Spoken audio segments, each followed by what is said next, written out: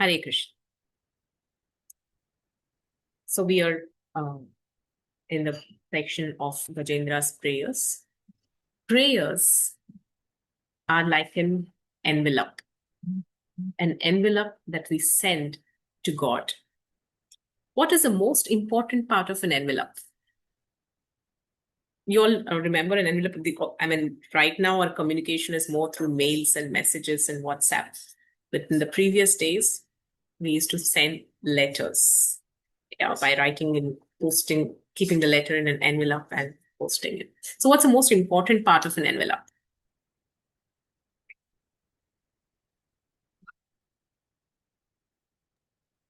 The cover itself. Mataji, address? Address. Okay, great. Yes, address is important because the address has to, the envelope has to reach somebody. The address should be correct. If not, it reaches the wrong destination. All right. Yes, that's an important part of the envelope. What else?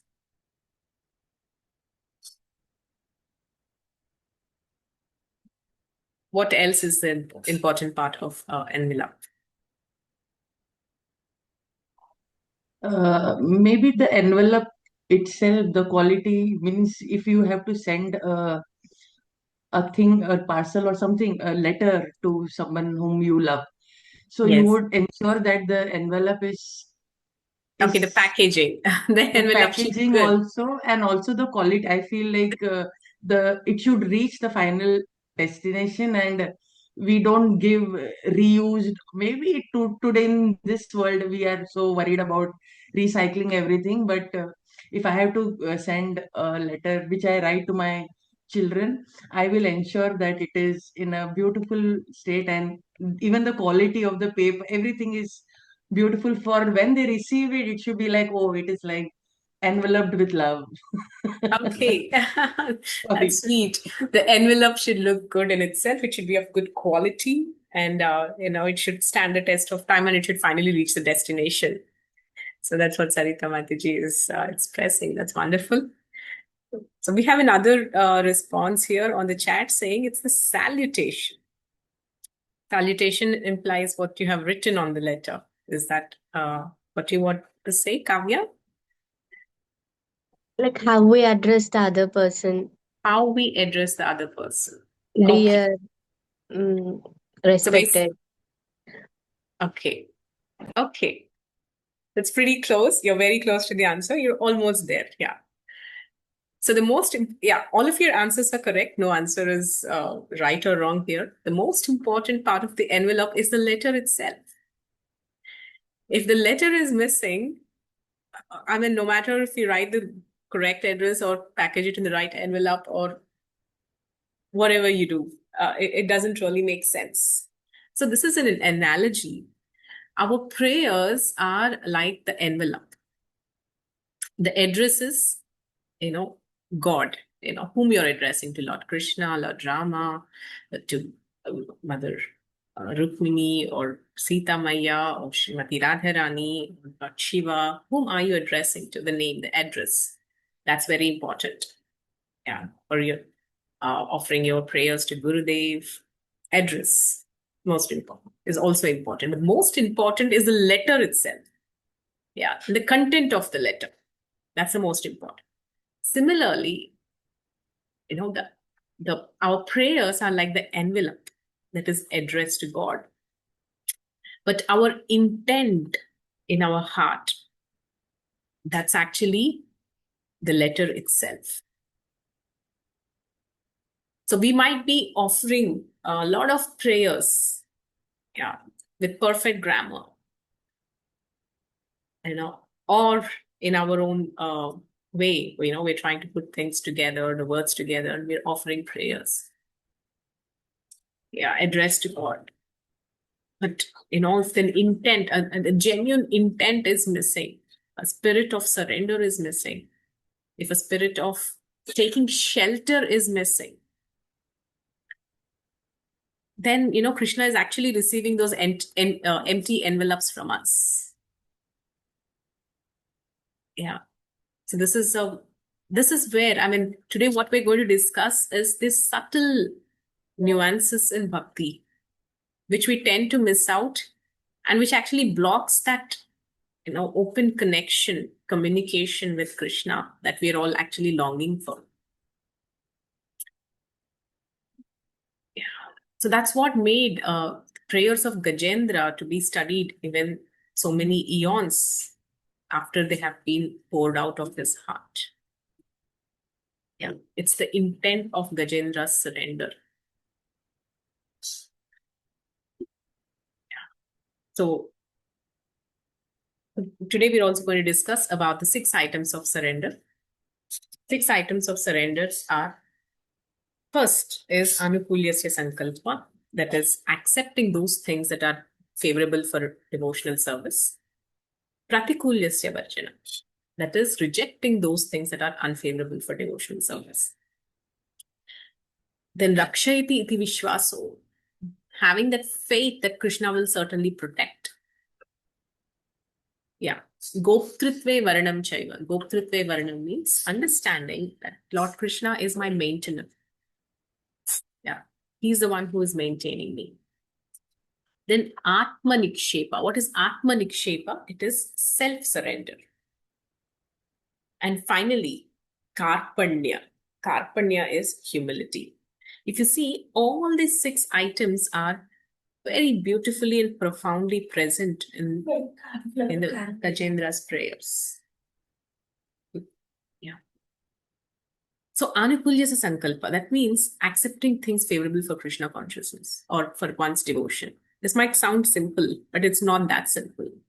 How do you accept things that are favorable for bhakti? It is to be done with determination. Yeah, that is what is Anukulyasya Sankalpa. These adjectives in verses are very, very important. They communicate a lot. Yeah, Anukulyasya Sankalpa. Sankalpa means with determination one has to accept things that are favorable to bhakti. Why? Because a human being is conditioned to sense gratification since lifetimes. So the natural tendency is to opt for things that are gratifying my senses, my mind, and my ego, not that is actually favorable for my bhakti. That's a conditioned state we are all in. That is why Anukulyasya Sankalpa. With determination, one has to accept. Because we have drifted so far from the natural living condition of seamlessly opting for bhakti. Yeah. So Anukulyasya Sankalpa. Then Pratikulyasya Varjana. With determination, we have to reject that which is unfavorable for bhakti. It takes determination. It takes a lot of determination. Yeah, because every moment, there are so many options. Yeah, so many options that take us away from the path of God, from the path of Krishna consciousness, from the path of choosing Krishna. That is why Pratikulyasya Varjana. With determination, one has to reject. Then when these 2 are done, this is basically the sadhana. Sadhana is all about this. Yeah, Anukulyasya Sankalpam and Pratikulyasya Varjana. And when we do this, then Rakshayati iti Vishwaso. We get that faith that Krishna will definitely protect, and that will become our default when we are in crisis. Somebody has asked this question that when we are going through a tough time, we find it hard to actually take shelter of God. Why does this happen? Because these first 2 aspects are not done properly. When everything is all right. Yeah, when everything is all right, we think, okay, let's go with the flow of life. Yeah. So when that's the mood, then when difficulties come, taking shelter of Krishna doesn't become a default process. And we might miss that opportunity.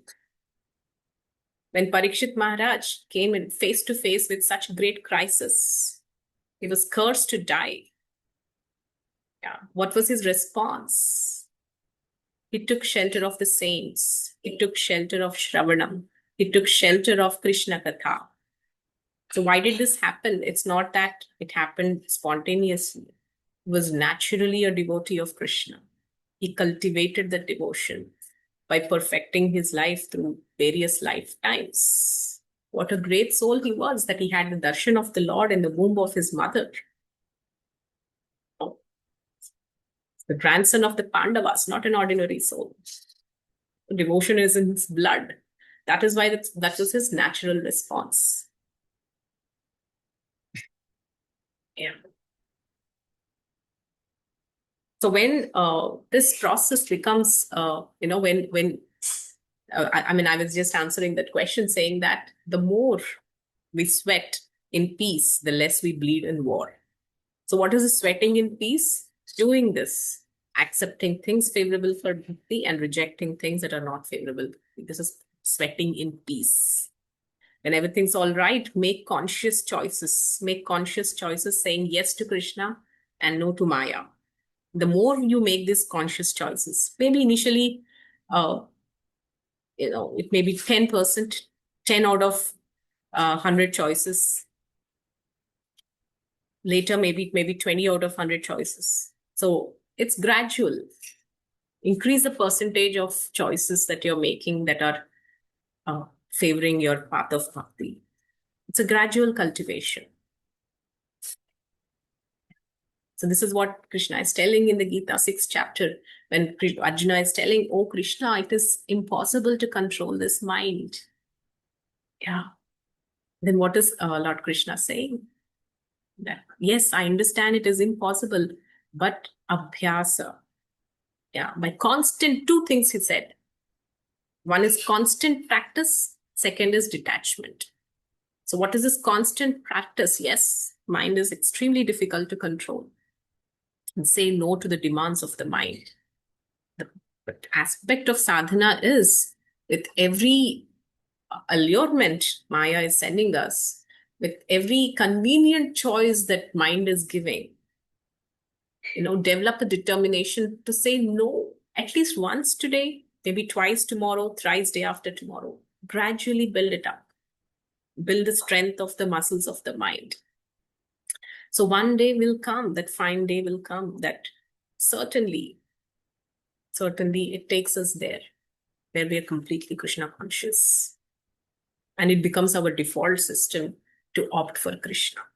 This is sadhana. This is practice. This is determination. This is anukulyasya sankalpam pratikulyasya varjanam. It is rakshayati iti vishvaso. Definitely the day will come that we develop that complete faith that yes, no matter what kind of crisis I am in, Krishna will protect me. That's how Gajendra had that faith.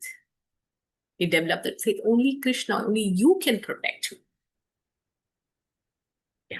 He was in such great pain, such immense pain of both body and mind. Yes.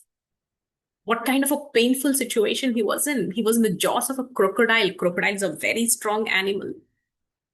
And to remain in its jaws. And Gajendra, he is not an ordinary elephant. He is the elephant of heavenly planets. That means its strength is 1,000 times more than the ordinary elephant of this world.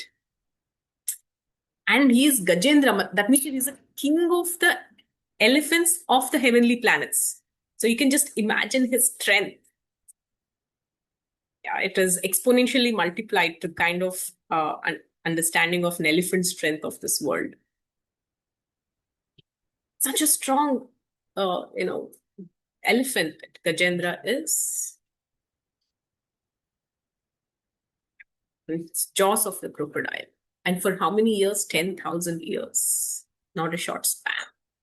And Bhagavatam explains that he was constantly being, deprived of his energy. His energy was draining out because he's just caught up in the jaws of the crocodile. The crocodile was getting stronger and Gajendra was getting weaker and weaker. This was the traumatic physical condition Gajendra was in. And it was just not a trauma to the body.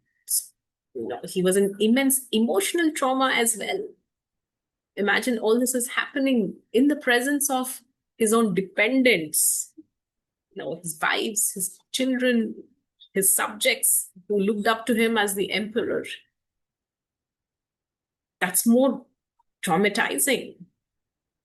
Oftentimes in a painful condition, More than the pain of the body, it's the pain of the mind that overwhelms a person. Yeah, this was exactly what happened in the situation of Draupadi. It is said that for a person who is honored, dishonor is worse than death. Yeah. So Draupadi, who was the empress, she was worshipped as the queen of the world. Just before the whole episode of Asat Sabha happened, she was worshipped as the queen of the world in the Rajasuya sacrifice, the Rajasuya Yagya.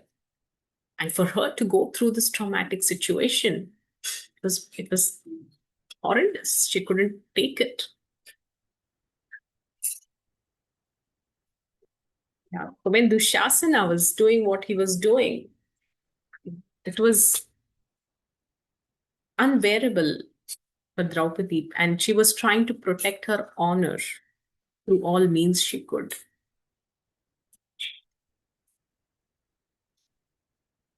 And when she knew that it was not in her hands, she had just raised her hands to seek the shelter of Krishna. And just similarly, Gajendra has raised his trunk in his surrender to Krishna. And in that pain, he was offering beautiful lotus flower from the pond, that he was drowning in. So it's the similar mood of surrender, surrendering in excruciating pain of body and mind. Yes, Sarita Mataji, you have a question. I am actually reminded of when you gave the example of Draupadi. It's written in the Bhagavatam that it's so explicitly written that she was holding her sari with her teeth. That was the last thing. Mainly, itne end tak wo she fought, that she would hold her sari with her teeth. And then when she knew what am I holding on to, she left that part also.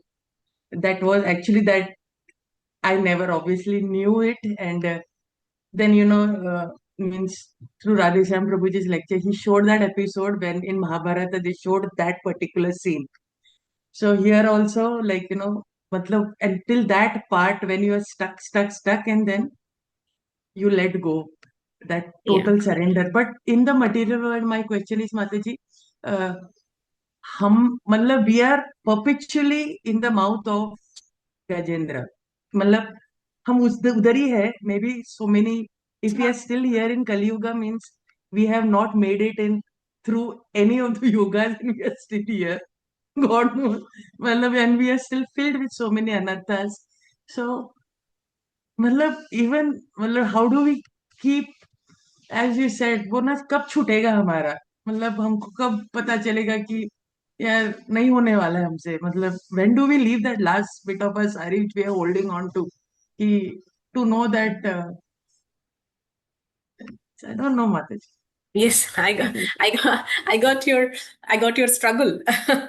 And it's a struggle of every sadhaka, of all of us. Yes, we are holding on to so many things, so many false shelters. That's the actual purpose of Bhagavatam. Because Bhagavatam is now clearly revealing to us that, so we're all actually like Gajendra, just like Gajendra is, when we hear that Gajendra is walking majestically in the forest, it's not that, we're hearing a fairy tale that, long ago on the mountain of Meru, which is so beautifully described, there's an elephant that's walking. No, it's the story of all of us. We're all going through this material world majestically in our own individual cars or whatever. Yes, it's us. Yeah. And this material world is an unpredictable place. Padam padam yat vipadam na tesham. There is danger at every step. We don't know when, and we are actually perpetually in the jaws of the crocodile. But there is interesting thing about this jaws of the crocodile. We are all in this. Crocodile represents Maya, and this crocodile has many teeth. Yeah, that are actually sunk deep into our existence. The thing is, some of these teeth feel good. They don't pain. That is why we don't surrender. Some of the teeth are like, maybe sometimes we get an honor for something we do. Yeah, it feels good. Some success that we experience, or some thrills you experience. These are also the teeth of the crocodile. Yeah, they feel good, but they're actually in the jaws. So Bhagavatam is, reading Nityam Bhagavata Seva, yeah, what happens is we develop the Shastra Chakshu. We develop the true lens of seeing this material world. So when we see the material world for actually what it is, the natural, immediate symptom is we surrender. Yeah. Ainanda tanuja kinkaram patitam mai mam vishame bhavam budhau. Yeah. Kripaya travapada pankaj sthitha dhuli. What happens is you understand that karpanya, humility I was talking about, the sixth item of surrender. Karpanya, humility. Kripaya tava pada pankaja sthita dhuli. When will this, you're begging the Lord out of your mercy, please pick me up and place me as a speck of dust at your lotus feet. What kind of humility it takes to truly go and beg this way at the lotus feet of the Lord. And this happens when we develop the Shastra Chakshu, when we know where we are, what apparently we are going through. This entire journey in this material existence is actually a painful reality. Yeah. And through that Shastra Chakshu, when we look into our own existence, surrender is a natural outcome. Yeah, it's a state of consciousness. And Draupadi's surrender is a big subject matter, actually. It is, if yeah, Bhagavatam explains that yes, she finally surrendered, even left that last bit of attachment, and she, threw her hands in the air and called out to Krishna. So now, does that mean that Draupadi was not surrendered to Krishna before that? Is it that at that moment only she surrendered and remembered Krishna? No. Mahabharata clearly explains the moment Dushasan entered her room and held her pallu, that very moment she remembered Krishna deeply and called out to him, Hey Krishna, hey Achyuta. That moment she surrendered to him. That she was fighting a battle. And she was fighting that battle for Dharma. Dharma means Krishna. Dharmam tu sakshat bhagavat pranitam. So throughout she was fighting for Krishna. And finally she knew that, no, this fight is not going to fetch anything. So she directly depended on Krishna. So this is Draupadi's surrender was expressed in various ways through the entire pastime. Yes, so this is what is happening with Gajendra too. Now let us enter into the prayers of Gajendra without further delay. So today we have some very beautiful 4 prayers. We'll quickly go through these prayers.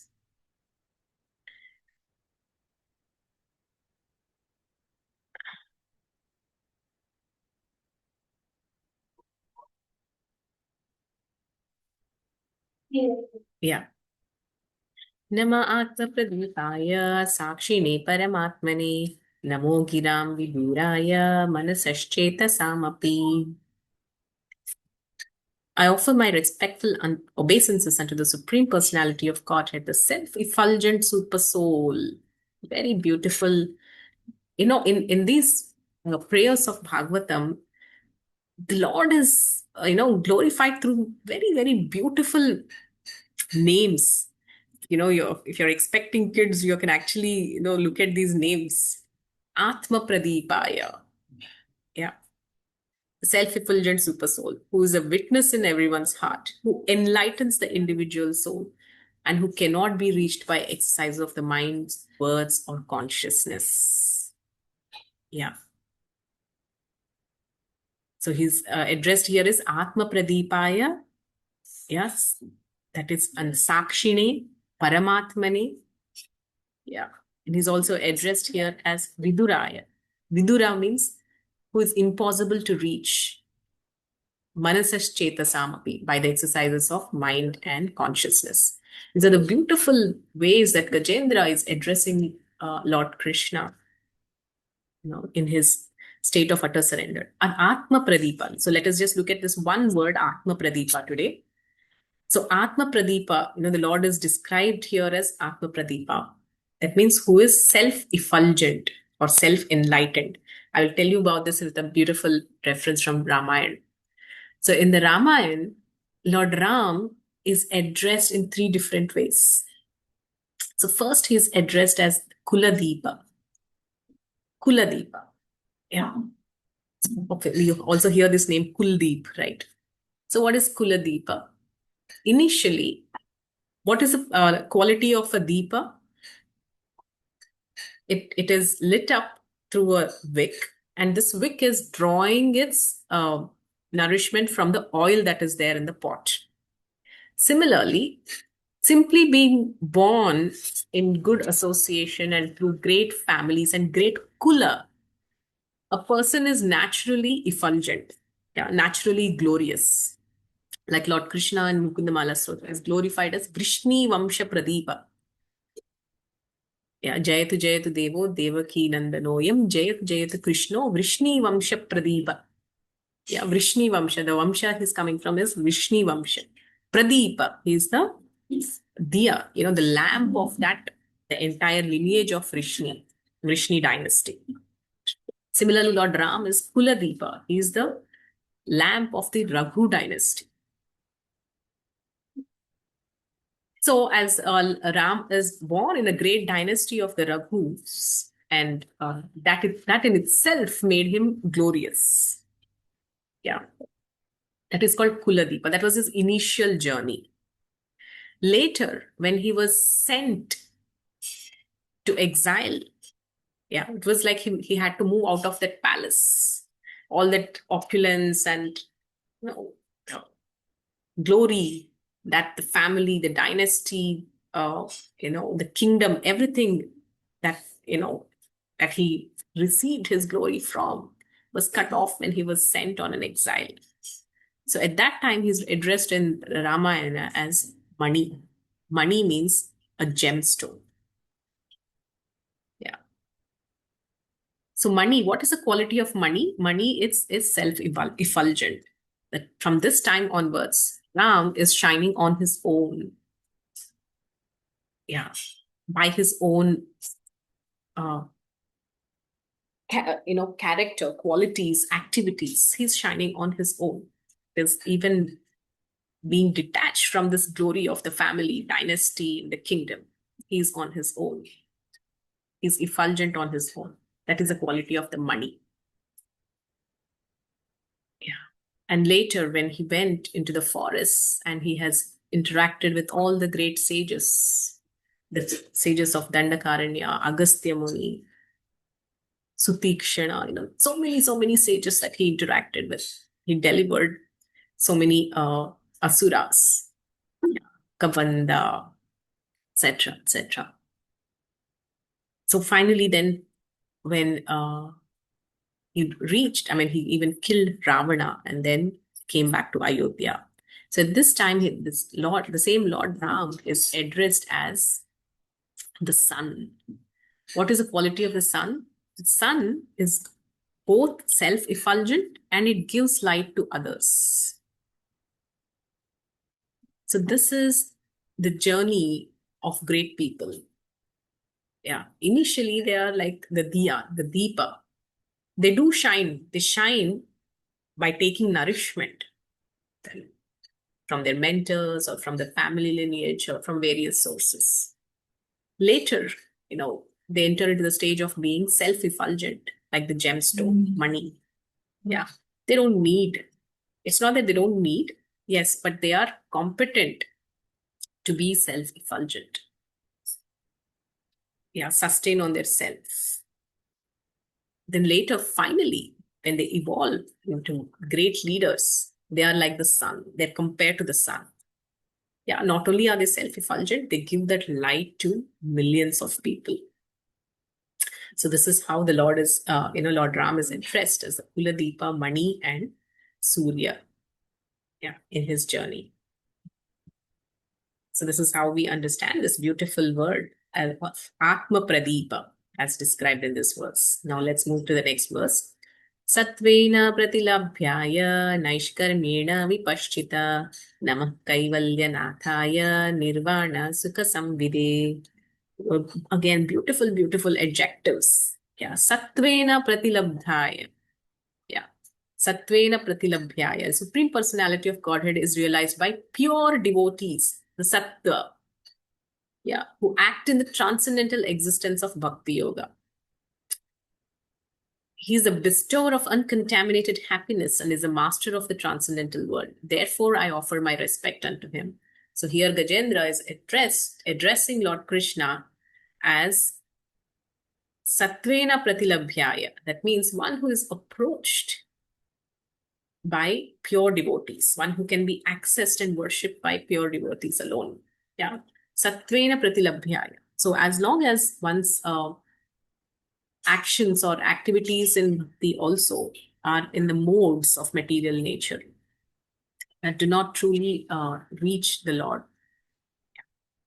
When one transcends the three modes, one enters a stage of Shuddha Sattva. That is when actually the Shuddha Bhakti begins. Yeah, Gita has this beautiful verse saying that,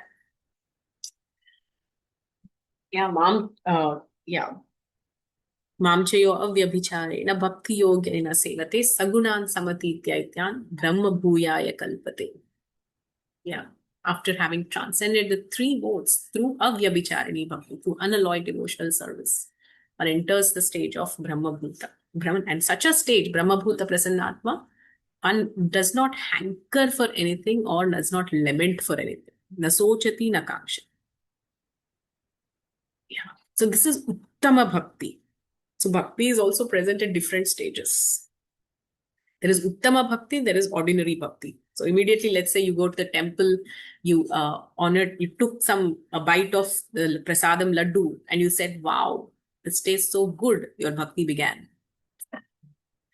Yeah, or you just saw the deities and said, oh, what a beautiful decoration. The deities look so beautiful, your Bhakti started. The moment you appreciate anything about Krishna, your Bhakti has started. Yeah, that's also Bhakti. But initially it is Mishrita Bhakti, Karma Mishrita Bhakti, Jnana Mishrita Bhakti, etc. Then the Bhakti purifies. Then it reaches the topmost stage of Shuddha Bhakti. Shuddha Bhakti is pure nectar.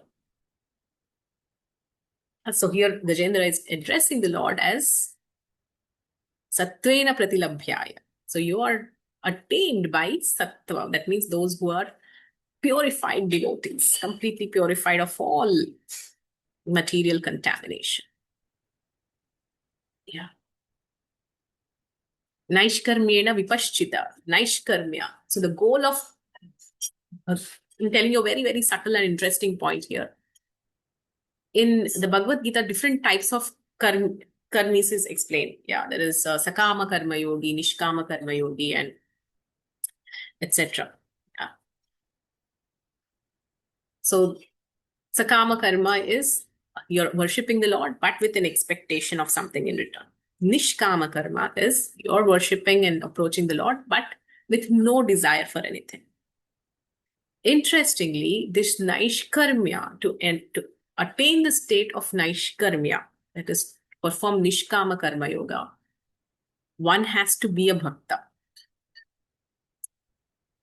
Yeah, Naishkarmyam api Achyuta Bhava Vajjitam. That is, you cannot attain that state of Naishkarmya. Even if you attain, you can't sustain that state of Naishkarmya if one is not a devotee of Lord Krishna. Because without that higher taste or love for Krishna, one cannot give up the desire for results. So this is a very, very interesting and subtle aspect of bhakti. So to attain perfection of life, it happens by the mercy of the Lord, by the process of bhakti yoga. Yeah. So Sattvena Pratilabhyaya Naishkarmya Naishkarmyena Vipashchita. Yeah. Namah Kaivalyanathaya Nirvana Sukha Samvide. He's addressing the Lord as Kaivalyanatha, the master of the transcendent world, and Nirvana Sukha Samvide. That means the giver of happiness to those who are seeking nirvana. It's interesting that the falastuti of having read these prayers of Gajendra Moksha is that one attains liberation, moksha. So this the mercy in the Srimad Bhagavatam to bestow this kind of benedictions upon the practitioner. But what a devotee actually looks for is to truly please the Lord with one's existence. Yeah, that is why it is said Mukti Mukilitanjali. We know there are 5 types of liberation, 5 types of muktis. And even after this, even if 5 types of muktis come and stand in front of a devotee, I'm talking about a pure devotee, they come and stand in front of a devotee and they say, please accept us. The devotee says, no. He's interested only in serving the Lord and pleasing the Lord, even if it means they have to remain in hell. So one of the 5 types of mukti is Salokya Mukti, to be in the same planet as God. To even have that kind of a desire is a desire in itself. That can be separate from the interest of serving the Lord. So a devotee feels that if it's against the interest of serving the Lord, then I would rather be in a hell than share the same planet with you. This is pure devotee's thought process. So when can a devotee say something like this? When they're totally in love with Krishna. It cannot happen normally. So bhakti is the highest form of love. So he's called Kaivalya Sukha Samvide. So he's the bestower of happiness to Nirvana Sukha Samvide, those who are in the state of Nirvana. Now let's see the next verse. Namah Shantaya Ghoraya Mundhaya Gunadharmine Nirvisheshaya Samyaya Namo Jnana Ghanaya Cha. Many adjectives. Yeah. So here there's a very interesting words. That is, the Lord is addressed in his different incarnations through each of the words. I offer my respectful obeisances to Lord Vasudeva, who is all-pervading, to the Lord's fierce form as Lord Nrsimhadeva, Ghoraya, the Lord's form as an animal, Mudhaya, to Lord Dattatreya, who preached impersonalism, to Lord Buddha, and to all the other incarnations. I offer my respectful obeisances unto the Lord, who has no material qualities, but who accepts the 3 qualities, goodness, passion, and ignorance within this material world. I offer my respectful obeisances unto the impersonal Brahman. So I will just tell you this about each word. So each word is going to take long. I will just explain one thing here. Here the Lord is addressed as Namah Shantaya. Yeah. Shantaya means who is peaceful, right? So here Vasudeva, or the Lord as Paramatma, who is seated in the heart, is as a super soul, is addressed as Shantaya, one who is very peaceful. Yeah, that is, as Paramatma, the Lord is situated in the heart just as a witness. Witness means he's just witnessing. There are 2 functions of Paramatma, Upadrashta and Anumanta. Upadrashta means he's just watching you like a CCTV camera. And Anumanta is that he is just permitting your desires. These are only 2 qualities of Paramatma. So if you're seeking personal reciprocation, it happens through the Bhagavan feature of the Lord. Yeah, the Lord is present in 3 features, Brahman, Paramatma, and Bhagavan. Yeah, the personal qualities, personal attributes, pastimes, these are all, the Bhagavan aspect of the Lord. Paramatma has 2 features, Upadrashta and Anumanta. That is why Lord Vasudeva, as super soul, is addressed as Shantaya. So this is one attribute. Yeah. Then after that, Gajendra is also addressing Lord as Ghoraya. Ghoraya means he's addressing God in his fierce form. He can be Shanta, he can be Ghora also. Krishna, this is the beauty of Krishna. Krishna can be anything. Yeah. Smaller than the smallest, he can be larger than the largest. He's Shantaya, silent, peaceful, and he's Ghoraya, fierce form. What are the fierce forms of the Lord? Some examples. Narsimha. Narsinghdev. Yes, Narsingadev. Anything else? Any other Ghoraya? Form of Parashuram. It's also a very famous form of God, of Krishna. Yeah. So he addressed in God as Shantaya and Ghoraya. Then also Mudhaya. Mudha means like an animal. Yeah, animal means he's comparing the Lord like to the incarnation of as a boar, as Varaharu. Yeah. Shantaya, Ghoraya, Mudhaya, Paramatmani. So this is Gajendra. Gajendra is calling out to the Lord in great faith. Yeah, that is, he's invoking those names of the Lord who have all reciprocated to the devotees at different times. Yeah, he's expressing his faith in the Lord, saying that, oh God, oh Krishna, you have reciprocated as Narsimha Deva and answered the prayers of Prahlada. Yeah, you have reciprocated to the prayers of Bhumi Devi and appeared as Varaha and protected her. Yeah, and he's also Shanta. That is, as a super soul, yes, you're present in my heart, and you're also present in the heart of that crocodile. And as a super soul, you're present in everything around me. Krishna, you're all around. You're within and you're without. So this is how Gajendra is seeing Krishna in his situation. And he is expressing his faith in what he has heard about him.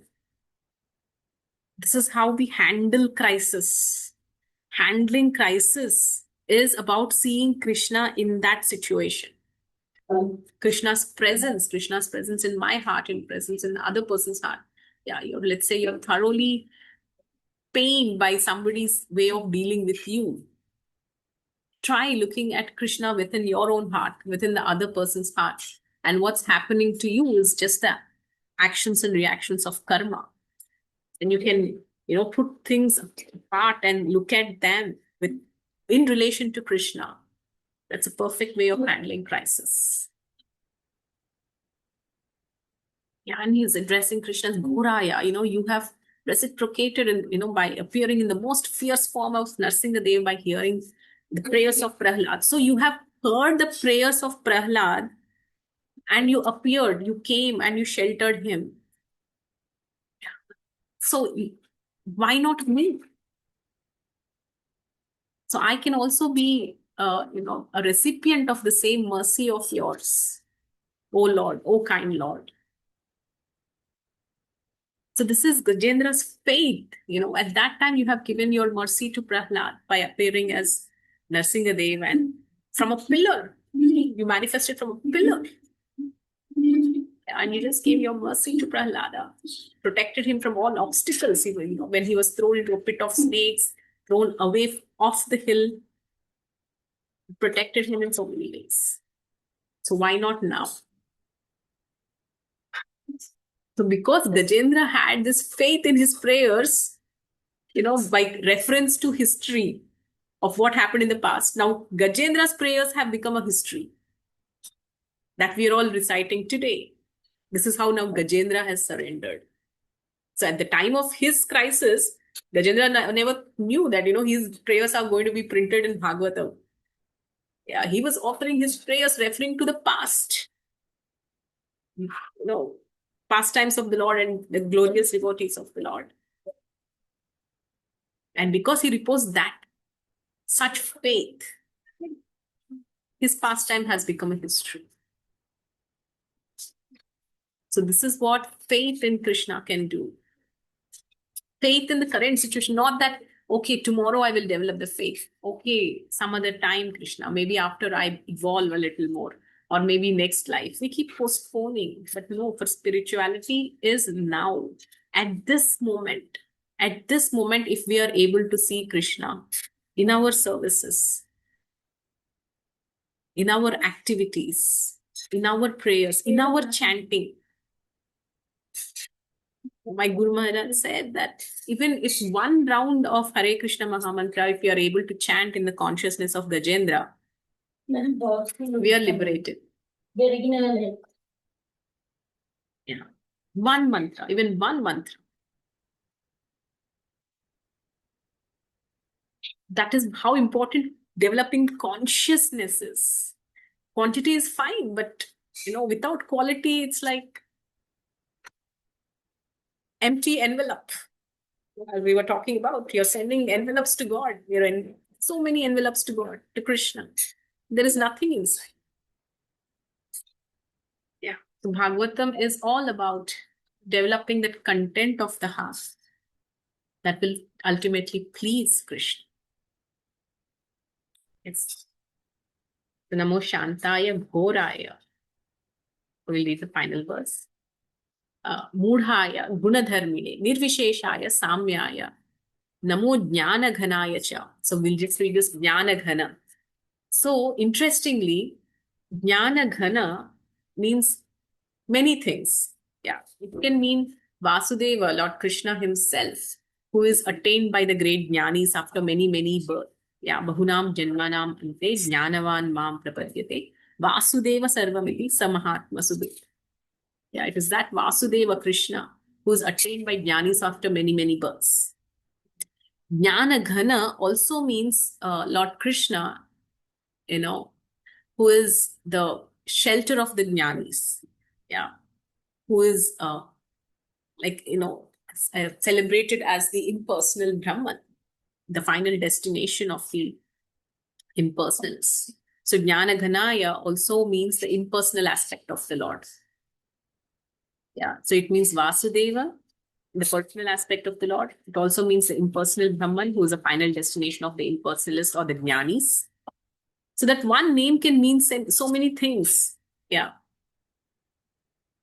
So this is how the Lord is addressed through different names and which represent his pastimes. So let us read this final verse.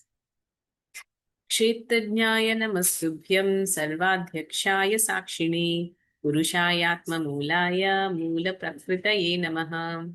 I beg to offer my respectful obeisances unto you, who are the super soul, the superintendent of everything, and the witness of all that occurs.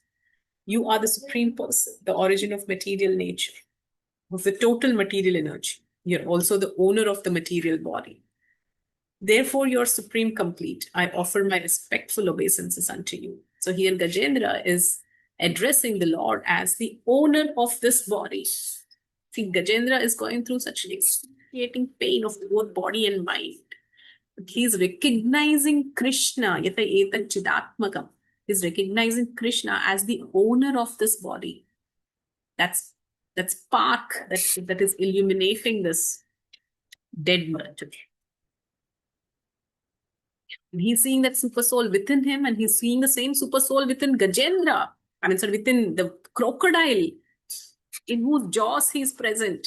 That means his enemy, literally his enemy, right? For the last 10,000 years, it has gripped the feet of Gajendra in its jaws, causing him so much pain. But and Gajendra is able to see the same super soul that is within his heart is also in the heart of the crocodile. Yeah. So this is, the true transcendence from duality. That means you're not distinguishing between friend and enemy, because you're seeing the same super soul between, present within your friends, your family people, the same super soul present within the Gajendra, who's apparently not Gajendra, the crocodile who's your enemy. So what is then Gajendra praying for? Yeah, he's not praying for, oh Krishna, relieve me from the jaws of this crocodile. He's praying, Krishna, to please accept me. Accept my devotion. If you could understand this nuance, perhaps, we have really understood what is bhakti, what is pure bhakti. Yeah. So Gajendra in this crisis is not praying for just being liberated from the clutches of the crocodile. It's because he's seeing the super soul, the same Krishna within the heart of that crocodile also totally accepted the situation. He has no complaints about the situation, but he is only surrendering himself to the Lord in all humility and dependence. So thank you very much. I will end here. So today we have completed 4 verses of Gajendra Moksha. Gajendra has, started addressing the Lord with various beautiful words like Atma Pratipa, addressing the Lord as Nirvana Sukha Samvida, is addressing the Lord as Shantaya, Ghoraya, and all such beautiful, beautiful names. And addressing him as a super soul within his heart and in the heart of every living entity. Thank you all very much. So these verses should help us develop the deep faith in our own practices. That bhakti is not something that is to be postponed to the next moment. At this moment, how am I seeing Krishna in my life? If we feel that urgency, if we feel that connection at this moment, it makes sea change in our own consciousness. Yes, Kanika. You have a Hare Krishna question? माता जी। तो मेरे 2 questions हैं। एक तो ये है कि जैसे आपने जैसे बताया डिटर्मिनेशन होनी चाहिए भक्ति के लिए, बट हमारी कंडीशनिंग अगर बहुत स्ट्रांग है कि हम वो डिटर्मिनेशन नहीं ला पा रहे, तो ये बहुत मुश्किल है। We can not break the cycle और हमें सपोर्ट चाहिए।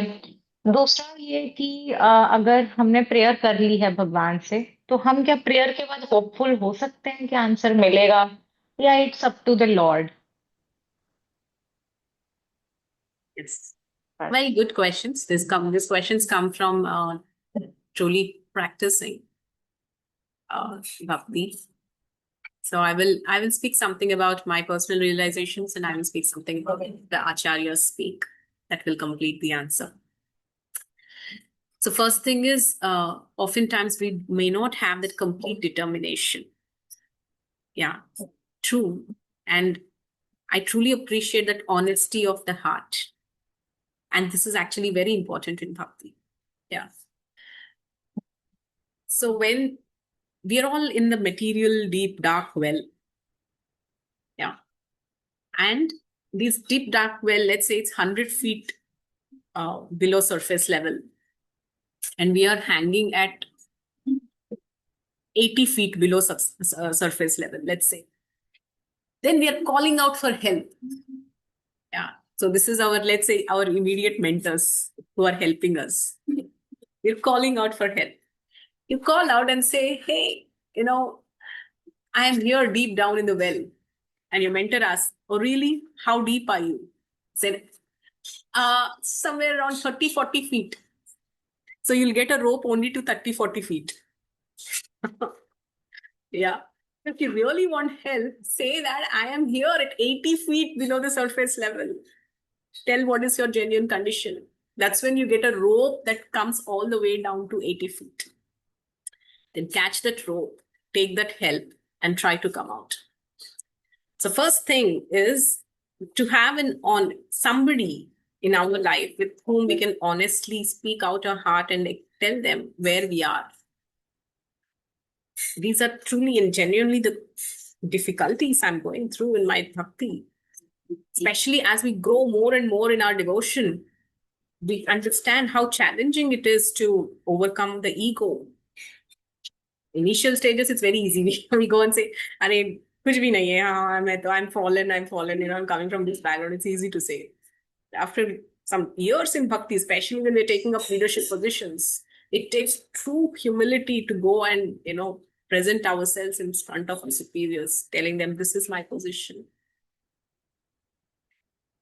Since Rupa Goswami, Sanatan Goswami, people going and surrendering to Chaitanya Mahaprabhu as calling themselves lower than Jagai and Madai. This is not some just metaphorical and just to sound great. They're genuinely feeling it. And they're giving a reason for it also. Jagai and Madai, they both are Ramvasis born in Navadvip. We're not even that.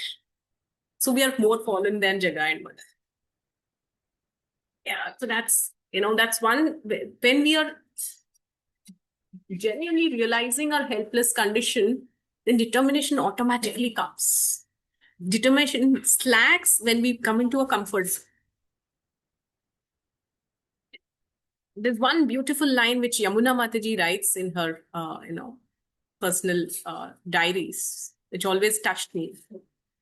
If we are seeking for mercy, it is something that is to be found out of the comfort zone.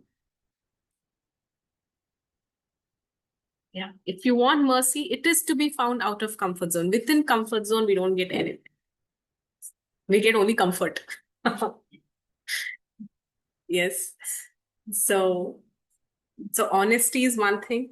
Second thing is coming out of comfort zone, and determination. Yes. I mean, if we talk about determination, different people address their determination in different ways. One time, one disciple of Prabhupada went and asked Prabhupada, Prabhupada, I understood everything. All the theory, or that yes, I have to surrender to Krishna. The process also I got to know, but somehow I'm not able to be determined. Then Prabhupada's answer was very, very strong. Prabhupada said, you're not determined. You're worse than an animal. Matlab, sometimes the answers can be direct and they can be very purifying too. So how to develop this determination? Just be in touch, be in association of devotees. And when you see somebody who is more advanced, when we see somebody more advanced, let us take inspiration rather than, becoming envious. Yeah, it is said that a person becomes unhappy in life, not because of the difficulties, but because of an envious nature. Yeah. Cause of depression and all these negative states of mind is not so much because of the difficulties, but because of an envious nature. So that is so these are some anarthas we have to fight, and to gain determination. So determination is, yes, taking inspiration from those who are progressing, those who are serious about their devotion to Lord Krishna. When I'm saying progressing, doesn't mean just those in the limelight. Those who are genuinely serious about their love for Krishna, their bhakti for Krishna, take inspiration from them.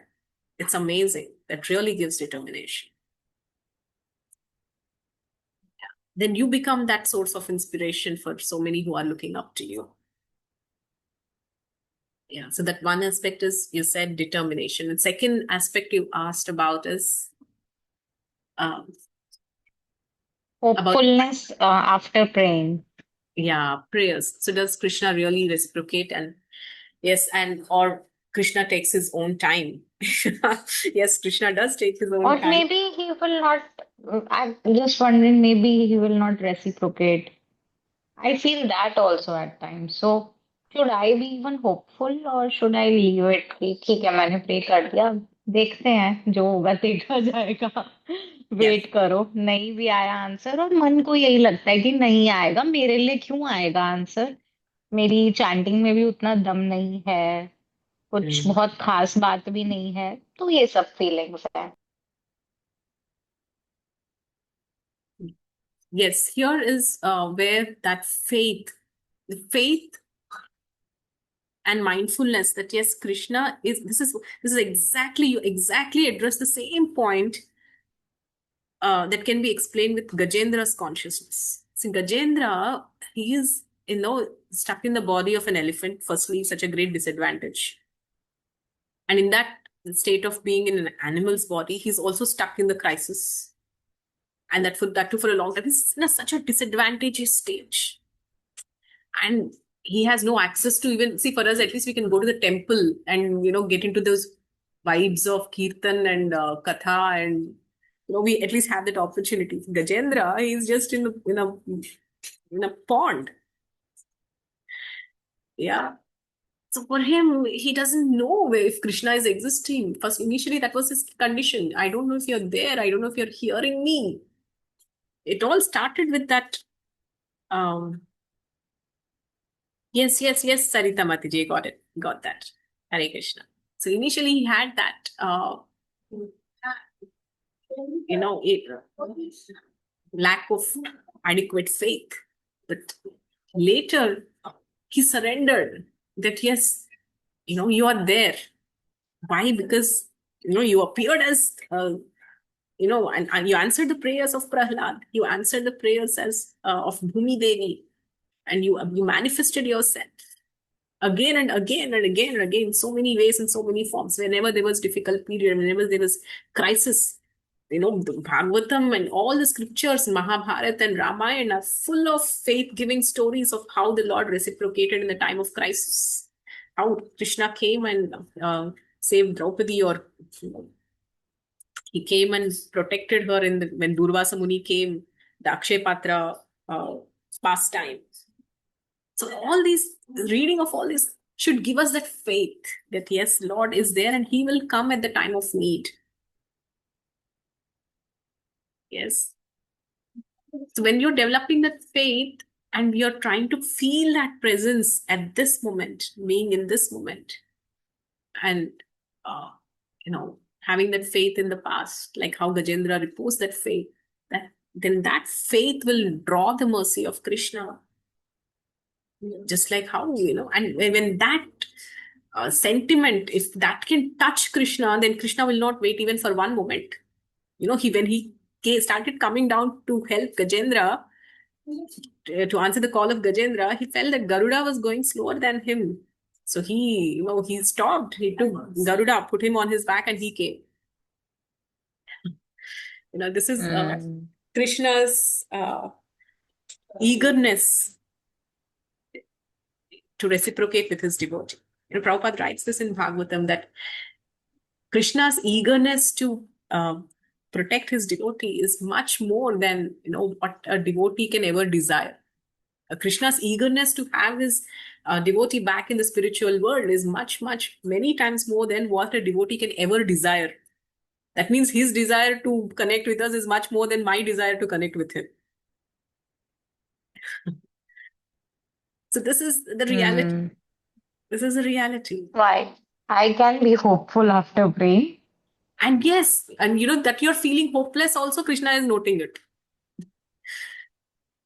She's feeling hopeless this way. Yes, he's noted that too. And he has his own ways of giving you hope. Again and again. Yes. Again and again and again. That's what is actually the Paramatma.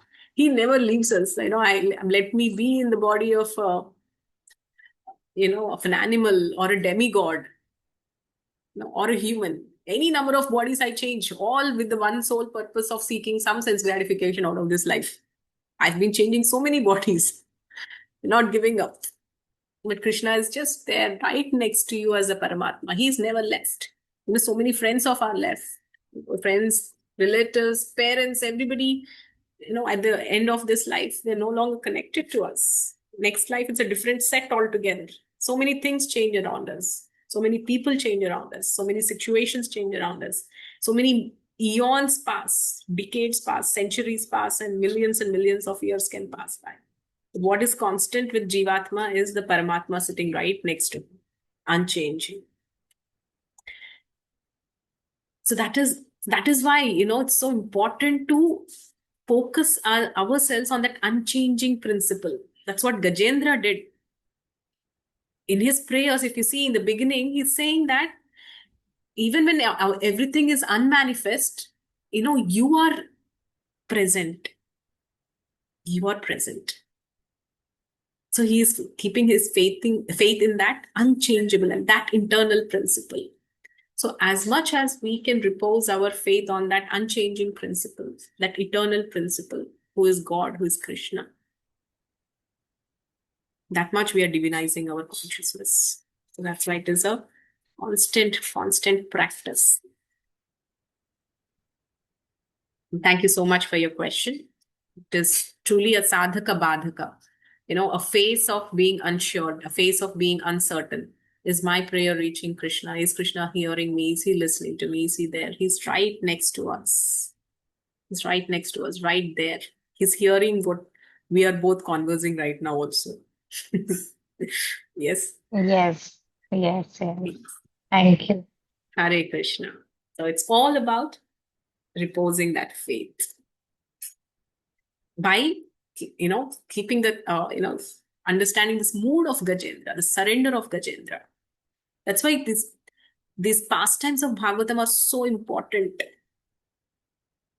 They help us connect what actually got the U-turn for this particular devotee. When we associate with that, we also get that U-turn in bhakti. Hare Krishna. Yeah, Sneha, I'm sorry. Yes, you had some question. We will end Yeah, with the question. yeah. Hare Krishna Mataji, Danvat Pranam.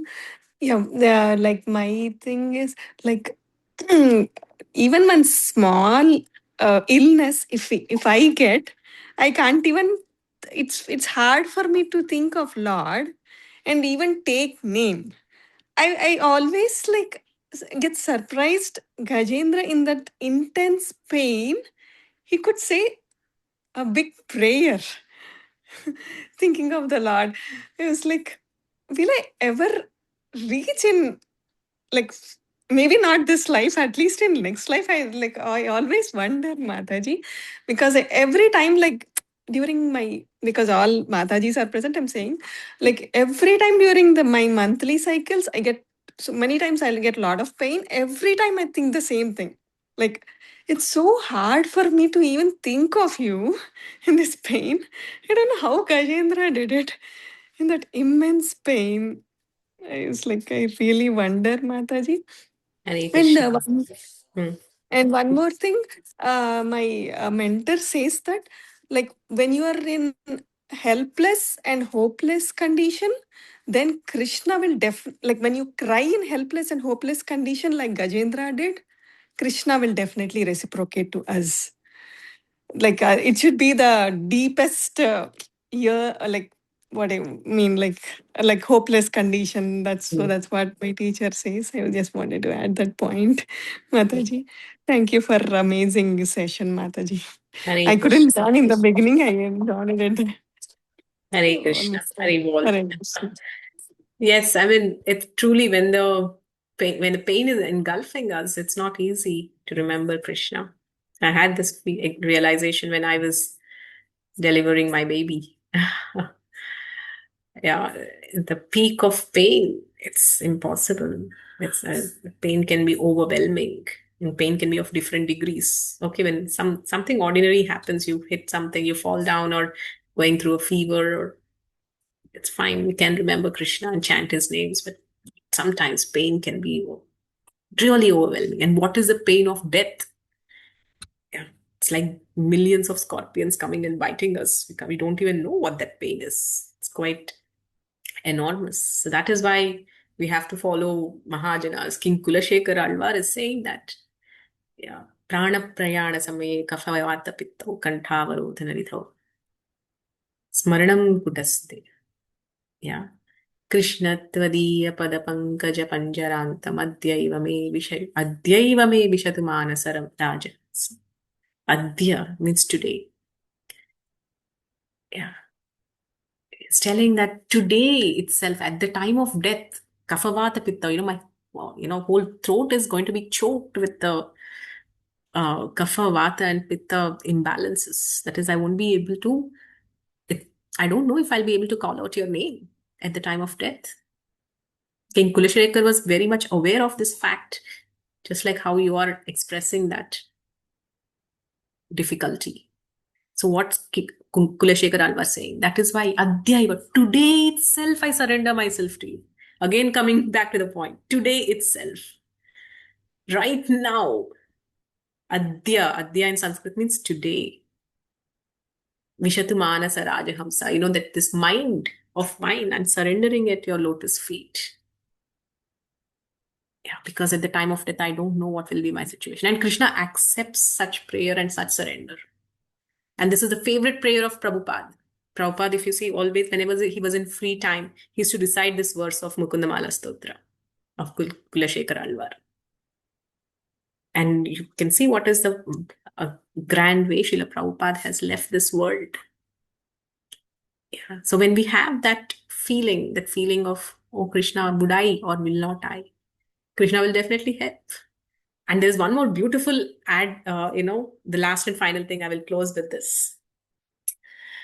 If a devotee in the entire lifetime has rendered devotional service to the Lord, then at the time of death, for some reason, he's not able to remember Krishna, like it might happen suddenly, like a, accident or something.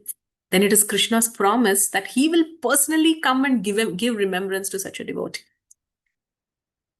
So Krishna is so merciful. Who can be more merciful than Krishna? So he's himself giving the question paper, he's giving the answer beforehand itself. And he's saying, even if you fail, I will pass you. So all we have to do is the present, how we are utilizing the present moment, this moment, now, right here, right now. Okay, Hare Krishna. Hope this helps. Thank you all very much. Hare Krishna. It's been a pleasure sharing with whatever wisdom I had heard from my teachers, whatever it is I've been practicing in my little life. Thank you so much. Your questions are all wonderful and your thoughts are very inspiring. We will meet again next session. Hare Krishna. Thank you, Mataji. Hare Krishna Krishna. Mataji, Pranam. Then Thank you, Mataji. Dhanwad.